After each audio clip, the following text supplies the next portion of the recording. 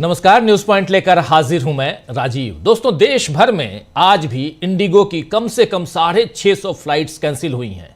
फंसे हुए यात्रियों का पैसा अब तक वापस नहीं आया है। लोग अपने सामान के इंतजार में हैं और इधर नरेंद्र मोदी की सरकार 4 लोगों की एक कमेटी बनाकर दिखा रही है कि वो इस संकट का हल निकालने में लगी है। वैसे कल कांग्रेस ने इस संकट के तार बीजेपी को मिले चुनावी चंदे से जोड़े हैं।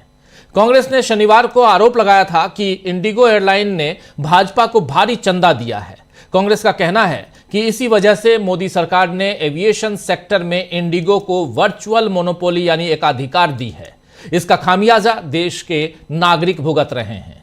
कांग्रेस सांसद और प्रवक्ता शशिकांत सेंथिल ने बताया है कि चुनावी बॉन्ड की खरीद में के रिकॉर्ड बताते हैं कि इंडिगो की पेरेंट कंपनी इंटरग्लोब ने करीब 36 करोड़ रुपए के बॉन्ड खरीदे और वहीं इसके प्रमोटर राहुल भाटिया ने भी लगभग 20 करोड़ रुपए के बॉन्ड खरीदे और सेंथिल का दावा है कि इनमें से ज्यादातर बॉन्ड भाजपा ने भुनाए। आइए जरा सेंथिल को सुन लेते हैं। अंग्रेजी में उन्होंने कल प्रेस कॉन्फ्रेंस की थी, लेकिन इंपॉर्टेंट बात है, जरा सुन लीजिए। मतलब यही है कि किस ढंग से यहां इंडिगो से आप अगर पैसे लेते हैं तो इंडिगो की मनमानी चलेगी और आप सुनते रहिए, सहते रहिए। इंडिगो के हिसाब से यानी एक एयरलाइन की मोनोपोली के हिसाब से आप अपने नियम और कायदे बनाते और बदलते रहिए। यही चल रहा है। सुनिए जरा यहां सेंथिल को। So I really want to first make this point. This is a complete breakdown of the regulatory mechanism and complete irresponsibility by the government and DGCA to implement its own norms. So the crisis is not a natural breakdown. It is a fallout of the government, and the major reason which we have to understand is also how did this airline become the monopoly player in this system. They are around 60 to 65, they control around 60 to 65% of the market.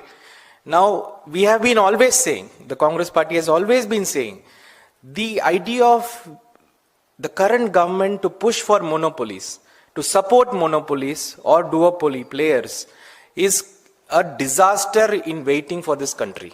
Because India is not a country which can bear these monopoly meltdowns or crisis or whatever you call.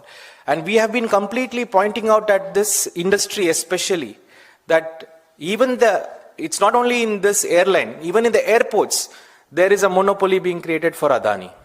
Now, the country is yet to see all a meltdown on those areas. So, the party also wants to highlight this continuous trend from this government to break market freedom and market equity and to push for some monopoly players just because they have been friends with them in some way or the other.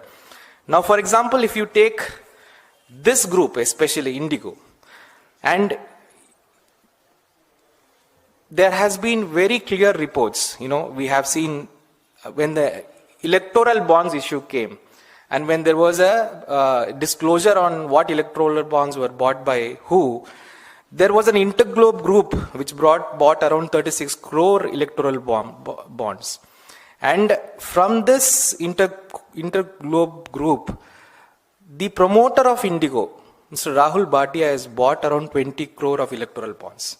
And this 20 crore of तो सुन लिया आपने, राहुल भाटिया ने 20 करोड़ और InterGlobe जो company है Indigo की, उसने खरीदे 36 करोड़ रुपए और इसमें से मैक्सिमम पार्ट बीजेपी ने भुनाए हैं, यानी बीजेपी के खाते में गए हैं। अब इस आरोप का जवाब बीजेपी को देना चाहिए।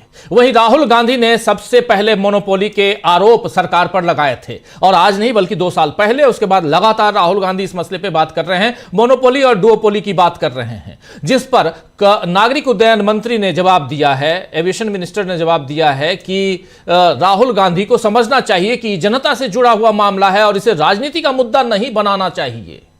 सरकार उड्डयन क्षेत्र में प्रतिस्पर्धा यानी कंपटीशन बढ़ाने के लिए लगातार काम कर रही है। कहां क्या काम कर रही है वो तो जनता देख रही है। कमाल करती है दोस्तों बीजेपी। उसे राहुल गांधी के आरोपों पर ऐतराज है, लेकिन राहुल गांधी भी तो जनता की तकलीफ देखकर ही सवाल कर रहे हैं। क्या अब बीजेपी के लिए विपक्ष का सवाल करना भी राजनीति है? और अगर प्रतिस्पर्धा बढ़ाने के लिए बीजेपी काम कर रही है, कंपटीशन बढ़ाने के लिए बीजेपी काम कर रही है, तो वो जमीन पर नजर क्यों नहीं आता है? जमीन पर तो यह नजर आ रहा है कि कैसे आज से 5 साल 7 साल 10 साल पहले प्राइवेट एविएशन जो कंपनियां थी वो कितनी थी आप याद कीजिए। गो एयर, किंगफिशर और बहुत सारी जेट एयरवेज, उसके बाद आप ये इंडिगो भी उसी जमाने में, तो ऐसे बहुत सारी एजेंसियां थी, अलग अलग एविएशन कंपनियां थी जो धीरे धीरे धीरे धीरे खत्म हो गई। एयर एशिया यहीं पर थी, space jet space spice jet, माफी चाहूंगा, स्पाइस जेट, ऐसे बहुत, कहां हैं वो? अब तो सिर्फ दो हैं, एक इंडिगो और दूसरी एयर इंडिया जो टाटा के पास है। 60 to 65% शेयर इसी मार्केट का इंडिगो के पास और 30 से 36% शेयर इसी मार्केट का टाटा के पास, यानी एयर इंडिया के पास। तो हो गया 60 और 36, 96%, 4% बाकियों के पास। चलिए, जैसी मर्जी वैसे चल रहा है। कुछ भक्तगण हैं, उनको मजा आ रहा है, कह रहे हैं इसमें मोदी जी का कोई दोष नहीं है। अगर सरकार की नीयत समाधान निकालने की होती तो पिछले 6 दिनों से यही तमाशा न चल रहा होता। वैसे मोदी सरकार के काम का तरीका यही है दोस्तों, लोग परेशान होते रहते हैं और वो इधर उधर की बातों में उसे उलझाए रखती है। अभी फ्लाइट्स नहीं चल रही है, ट्रेनों में मारामारी है, दिल्ली एनसीआर में प्रदूषण कम नहीं हो रहा, रुपए की हालत